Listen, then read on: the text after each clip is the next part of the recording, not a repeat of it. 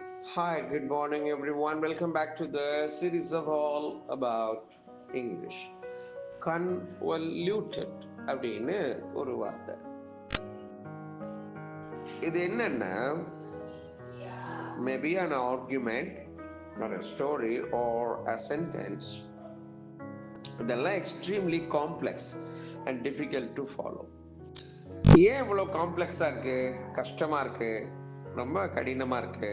என்ன காரணம் அப்படின்னா, அது கன்வல்யூட்டடாக இருக்கு. இந்த கன்வல்யூட்டட்னா என்னன்னா, ரொம்ப சுருக்கமாக பின்னி பிணகி இறுகி சுருக்கமாக இருக்கு. அது விரிவா இல்லை.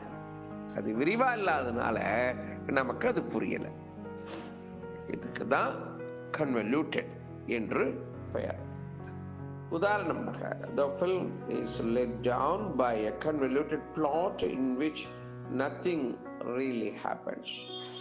இந்த படத்தினுடைய கதைக்களம்ங்கிறது ரொம்ப சுருக்கமா என்னமோ பின்னி பிணைஞ்சு கிடக்கு.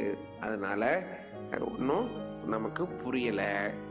ஒன்றும் ரியலா நடந்ததா, எதுவும் உண்மைக்கு புறம்பா இருக்கிற மாதிரி இருக்கு, எதுவும் ஒரிஜினலா நடந்ததா தெரியல அப்படிங்கிறது தான் இதோட. The film is laid down by a convoluted plot in which nothing really happens.